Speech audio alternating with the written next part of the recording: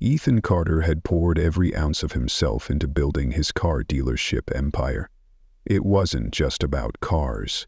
It was legacy, grit, and every sleepless night he'd spent under flickering fluorescent lights, crafting deals and wiping windshields himself when he couldn't afford staff. What started as one humble lot on the edge of town had grown into a dozen thriving locations scattered across the state, but lately the soul of the business, the reason Ethan started this in the first place, felt like it was slipping away. Customer complaints had been rolling in at an alarming rate. Words like disrespectful, predatory, and cold showed up too often in online reviews. His executives dismissed them. Just noise, they said, minor issues, people always find something to complain about. But Ethan felt something deeper, a sickness under the surface, and he couldn't ignore that nagging feeling in his gut any longer. So he made a decision. With the help of a Hollywood-level disguise artist, Ethan became someone else entirely. Tom Reed, an average middle-aged man with thinning hair, thick glasses, and a weary slouch. His clothes were deliberately plain, faded jeans, a second-hand polo shirt, and shoes that had seen better days. No Rolex, no confident swagger, just another forgettable guy wandering onto a dealership lot. And that's exactly what he wanted. As soon as he stepped through the gates of one of his mid-performing locations, he could feel the difference. There was a certain coldness in the air. Salesmen stood clustered by the entrance like watchful hawks, scanning each potential customer with calculating eyes. One of them, a kid barely in his 20s, looked at Ethan, made a split-second judgment, and looked right past him, eyes immediately shifting to a younger couple dressed in athleisure and confidence. But Ethan's focus shifted when he saw an older man near the used cars section. He looked out of place, maybe in his mid-50s, wearing a grease-stained work uniform and steel-toe boots, the kind of clothes that told a story of long hours and harder days. His hands twitched at his sides, betraying nervous energy. He didn't belong here, not because he wasn't worthy, but because he knew, deep down, that this place didn't see him. That's when Chad showed up. Tall, well-groomed, with a smirk that radiated arrogance. His name tag gleamed like a badge of superiority. Ethan slowly wandered closer, pretending to browse, but his ears tuned in sharply. "Looking for something cheap, huh?" Chad asked, his voice thick with sarcasm. The older man nodded with quiet hope. "Yeah, just need something reliable. My car broke down and I need to get to work. I don't have much to spend." Chad laughed like it was a joke. "Buddy, you came to the wrong place. You see that rust bucket over there?" He pointed to a sun-bleached sedan with dents along its frame. "That's the cheapest thing we got, and honestly, even that's probably out of your range." The man's expression crumbled, and he shifted uncomfortably. "I was hoping I could maybe finance." Chad snorted. "With your credit, yeah, right. I don't make the rules, man. You either got the cash or you don't. Nobody's giving you a loan if you can't even drop a down payment." The shame was palpable. The man's face flushed a deep crimson, his lips parted as if to protest, but nothing came out. He looked like someone trying to hold on to the last thread of dignity he had left. But Chad wasn't finished. "Honestly, you'd be better off on Craigslist. Maybe grab a bike. That's more in your price range." Laughter echoed from nearby salesmen who had been eavesdropping. That was the moment Ethan felt something snap inside him. Every muscle in his body screamed to intervene, to call Chad out, to end this right here. But he didn't, not yet. He couldn't. He needed to understand how deep this rot ran. So instead, he followed the man as he quietly retreated toward the parking lot, shoulders hunched in defeat. "Sir?" Ethan called, jogging a few steps to catch up. "Hey, I couldn't help it over here. I'm shopping too, and that was out of line. Are you okay?" The man paused, let out a tired breath, and rubbed his temple.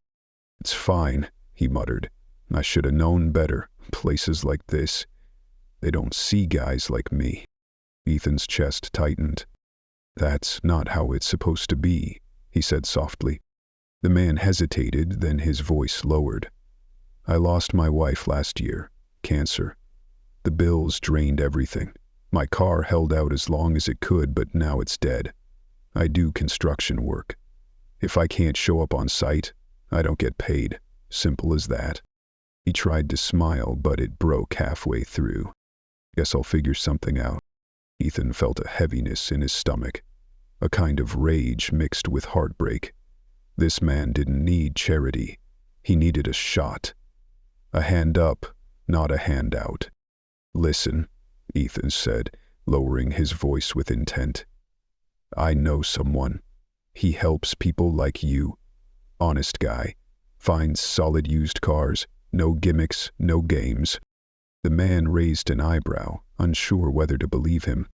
That's kind of you, he said cautiously, but I don't think anyone's lining up to help a guy like me.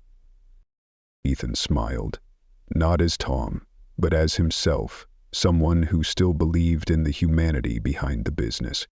It's not charity, he said. It's the right thing to do. There was a pause, then a slow nod. Right.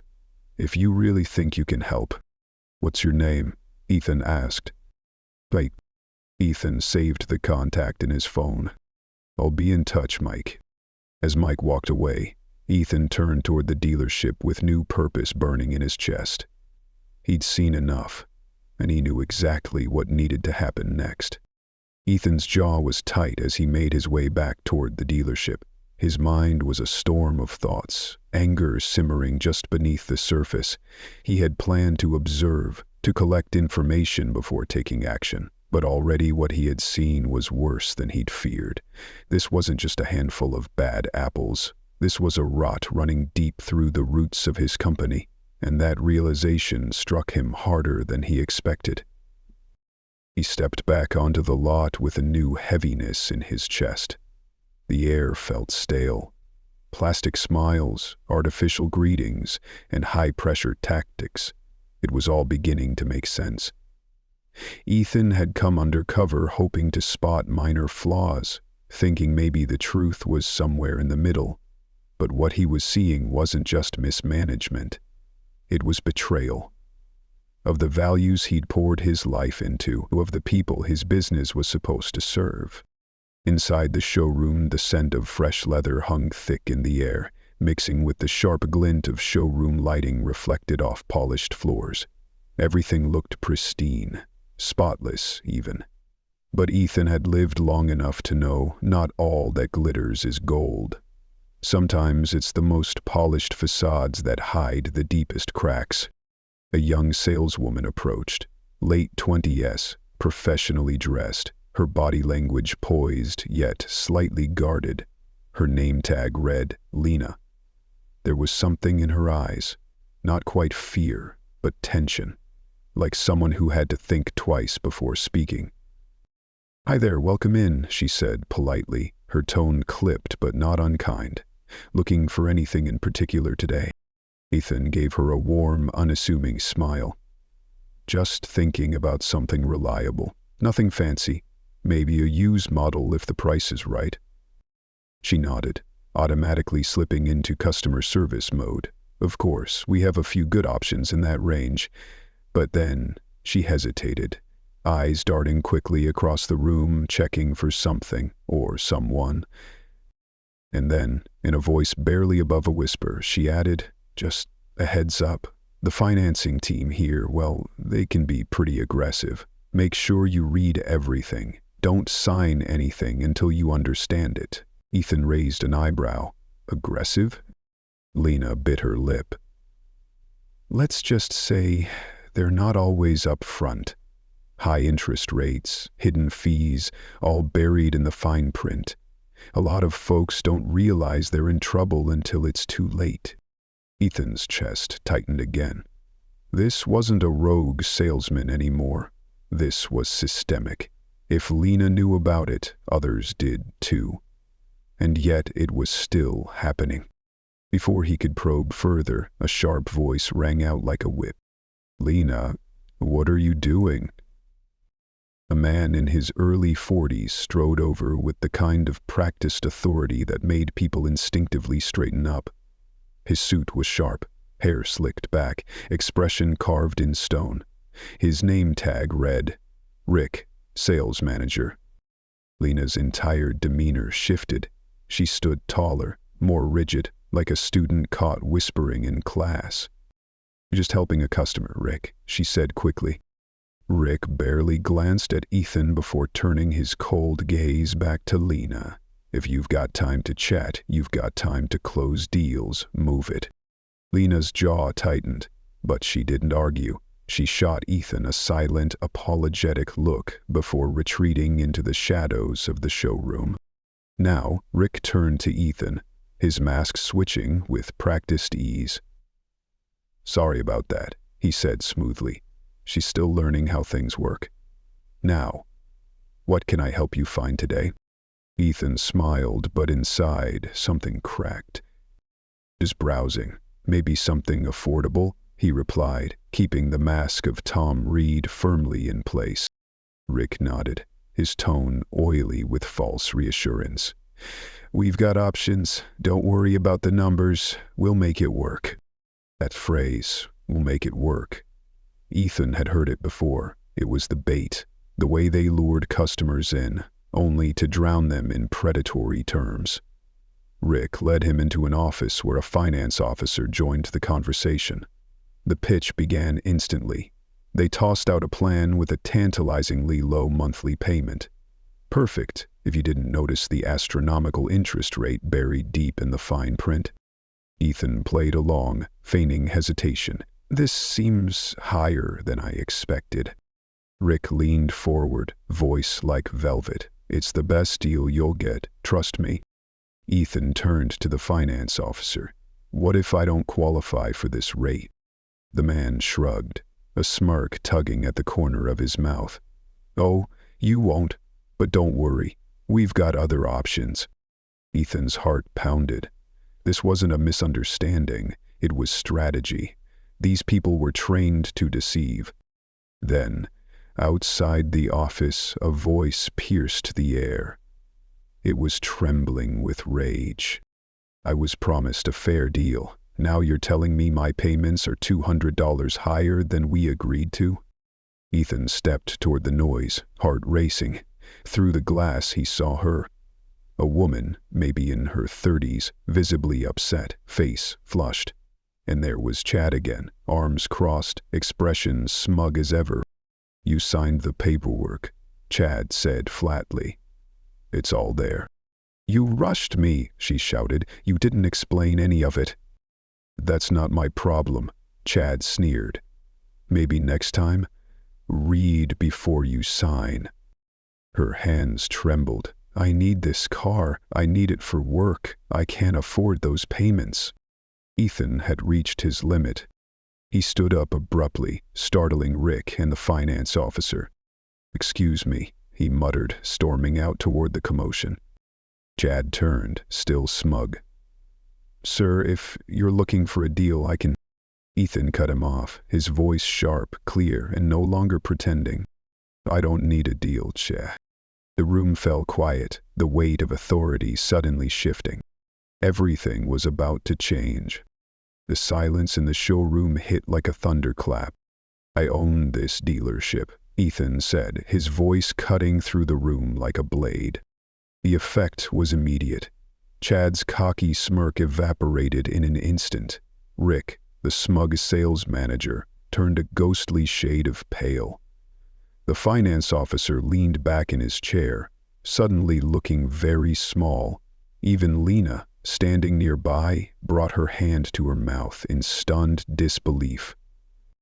Ethan reached up and slowly removed his glasses. With a firm wipe of his face, he stripped away the final piece of the disguise. No more pretending. He was no longer Tom Reed. He was Ethan Carter, the man who built this place from nothing, and he was done watching it rot from the inside. The woman who had been shouting at Chad looked at him in stunned confusion. Wait, you're the owner? Ethan gave a small nod. Yes, ma'am, and I am deeply sorry for what you've just been put through. He turned to Chad, his voice low and steady. You humiliated a man earlier today who only needed a little compassion. You mocked a woman who was just trying to understand her payments. That's not salesmanship, that's cruelty. Chad opened his mouth, but Ethan didn't let him speak. You're fired. Chad's face flushed bright red. You can't. I just did. Without another word, Chad stormed off, humiliated, the weight of his arrogance finally crashing down. Ethan then faced Rick, who now stood rigid, his carefully crafted image unraveling. And you? Ethan continued. This is how you train your team? To manipulate? To trap people in deals they don't understand? Rick's voice cracked. I was just following the company model. Ethan's eyes turned cold. No. You are following a culture of greed, one you allowed, one you nurtured. Rick looked like he was searching for some defense, some justification, but Ethan wasn't finished. Culture ends today. He turned to Lena. You warned me. You didn't have to, but you did. That kind of integrity, that's exactly what this place needs. Lena looked stunned. I didn't want to see people get taken advantage of. And that, Ethan said, is the difference between someone who sells cars and someone who serves people. Then, turning back to the room, Ethan raised his voice. Effective immediately, everything changes. He looked at the woman who had been misled. Ma'am, we're going to fix your contract. No hidden fees, no gotchas, no tricks. Tears filled her eyes. Thank you. I don't even know what to say. You don't have to say anything, Ethan said. You deserve better. The room was heavy with emotion. Employees stood frozen. Customers watched silently, feeling something important unfold. Rick clenched his jaw. Ethan, Mr. Carter, this isn't how dealerships work. We have to push financing. If we don't close deals, we lose money. Ethan didn't flinch. No, that's how bad dealerships work. And if that's what you believe in, you're not the right man to lead this team. Rick's face lost all color. You're firing me? You trained this team, Ethan said. You let this poison take root. You made it thrive. Yes, you're fired. Rick opened his mouth, then closed it. He had no argument left, just silence. He turned and walked away. The staff remained stunned, unsure of what to say or do. Ethan looked around the room. To the rest of you, if you believe in doing things right, if you care about honesty and helping people, you have nothing to fear. But if anyone here thinks today was unfair, now's the time to leave. No one moved. Lena cleared her throat. Sir? Ethan turned. Go ahead. If we're changing things, what does that actually mean, beyond just getting rid of bad leadership? Ethan nodded. It was a fair question. It means this place will offer honest financing. No pressure, no hidden terms. We'll help people, not trap them. And employees who choose integrity, like you, will be rewarded, not punished. Lena looked surprised, then relieved. Ethan turned to the finance officer. What's your name? Kevin, he replied. I saw what happened earlier, Kevin. You knew I wouldn't qualify for that rate, but you went along with it. How often does that happen? Kevin looked hesitant. Honestly, all the time. We bring people in with rates they can't get, then pressure them once they're emotionally invested in the car. Not anymore, Ethan said. That ends now. Kevin nodded slowly. Understood. Ethan addressed the team again. From now on, transparency is law. People will know what they're signing and why. We'll make money the honest way, or we won't make it at all. The room was filled with uncertainty. Some employees looked skeptical. Years of survival in a cutthroat system had made them cynical, but Ethan could feel the shift, small but undeniable. He pulled out his phone and dialed a number. "Hello? Mike, it's Ethan Carter." There was a pause. "I own the dealership. I saw what happened today. I want to make it right." "You mean, actually help me?" "Yes, at a fair price, with real financing, no games." Mike hesitated. I don't know what to say." "You don't need to say anything, just come back." Another pause, then softly, "All right. I'll be there soon." Ethan ended the call and turned to his staff. "A man walked in here today looking for help. Instead, we humiliated him. But he's coming back. And this time, we're going to do right by him." Lena smiled faintly. Kevin nodded. The others watched in silence, but the change had started. 20 minutes later, Mike walked in. The hesitation in his step was unmistakable. His work boots left faint trails of dust on the showroom floor, and his eyes scanned the room like he was bracing for another blow. But Ethan stepped forward. "What?" Mike's eyes met his. "Didn't think I'd hear from you again."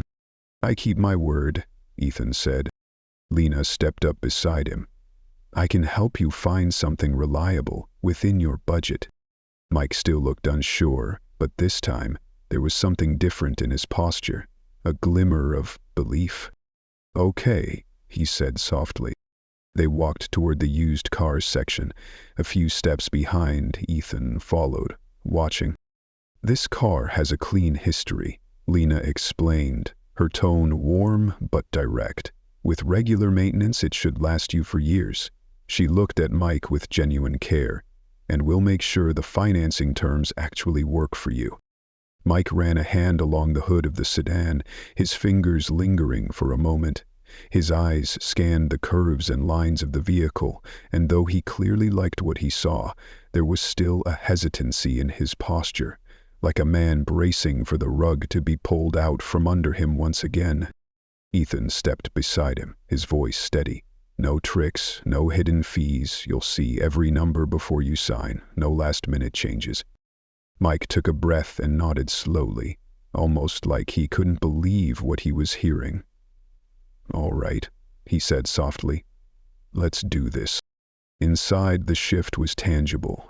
Kevin, now fully aware of the new expectations, guided Mike through the financing process with care and precision. Every term was laid out clearly, every detail explained, no pressure, no manipulation.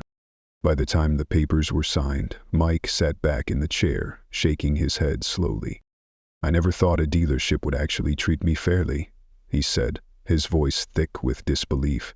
"And something deeper. Gratitude." Ethan offered a quiet smile. "This is how it should have always been." Mike stood, then reached out his hand. Ethan took it without hesitation, gripping it firmly. "I appreciate this," Mike said. "Really." Ethan looked him in the eye.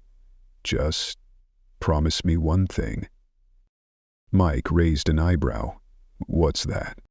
"Tell people what happened today. Let them know this place is changing." Mike smiled, the first real smile Ethan had seen on him. "I can do that." As Mike drove off in his new car, the energy in the room shifted again. Employees who had stood back now leaned in, watching, waiting. Ethan turned to them. "This is just the beginning," he said. "We're changing how we do business, and I need people who are ready to be part of that change." He let the silence sit for a moment. "If you're in, you have my full support. If you're not, then this may not be the place for you anymore." Lena stepped forward first. "I'm in." Evan followed. "Me too." One by one, others nodded. A few were still unsure. But the wave had begun. The shift had weight now. The next morning, Ethan arrived before dawn. The sky was still a murky gray, the city barely stirring. He stood outside the building, his name etched in chrome above the doors, and felt something unfamiliar. Respect. Not from others, from himself. Inside, Lena was already at her desk. She looked up, a little startled. "Didn't think you were a morning person." Ethan smirked. "Didn't think you were either." She shrugged. "If we're changing how things are done, might as well start early." He nodded. She wasn't just smart, she cared. He needed more people like her. By the time the rest of the staff filtered in, the buzz had already started. Whispers about Chad, about Rick, about what Ethan had done. Some faces looked anxious, others curious, a few inspired. Ethan gathered them before the dealership opened, standing in the middle of the showroom. The floor was spotless, the air still, all eyes on him. "I know yesterday was a lot," he said. "Some of you probably think it was a performance, that it'll blow over in a week." He paused, then looked them dead in the eye. "Well, I built this business from the ground up, and I promised myself we'd be different. Somewhere along the way we lost that, but I'm getting it back." He turned toward Lena. "She proved yesterday that she's exactly what this place needs. She warned customers even when it wasn't safe for her to do it. That's leadership." He faced her directly. "Starting today, you're the new sales manager." Lena's eyes went wide. "Wait, what?" "You heard me." Gasps rippled through the group, murmurs, disbelief. "I appreciate it," Lena said cautiously, "but I don't know if I'm the right person." "You care," Ethan cut in. "You're honest. That makes you the perfect person." She looked at him, then at her co-workers. Something settled in her posture. Confidence. "All right," she said. "I won't let you down." "I know," Ethan replied, then turned back to the team. "Here's what's changing. Effective immediately, our commission structure is different. No more rewarding people for bad deals. You'll be rewarded for doing right by people, for customer satisfaction, for honesty, for long-term relationships. If that's a problem, you can walk now." No one moved. Good. The rest of the morning was spent rebuilding. Lena began refining the sales approach, shifting focus from closing quick to building trust. Kevin worked side by side with Ethan to rewrite the financing policies, making them airtight and transparent. Customers began trickling in, slowly at first, but something was different. Salespeople were explaining terms thoroughly, listening, helping. A young couple left with a car and no questions unanswered. Later, an older couple came in looking for a reliable car for their granddaughter. Lena took her time, walking them through every model. No upselling, no pressure, just patience and care. When they left, they were smiling, thanking her. That's how it was supposed to be. As the sun began to set, Ethan sat in his office, reviewing new policies and staff schedules when his phone buzzed. A text from an unknown number. "Mike told some of the guys at work what happened. One of them needs a car. He's coming in tomorrow. Hope this wasn't just a one-time thing." Ethan smiled. He typed back, "It's not. See you soon." Then he set the phone down, leaned back in his chair, and let himself feel something that had eluded him for years. Pride. Not in the profits, not in the buildings, but in the people. And the promise he'd made to himself when it all began. His dealership wasn't just back on track. It was finally becoming what he always dreamed it could be. And this time, it was going to stay that way.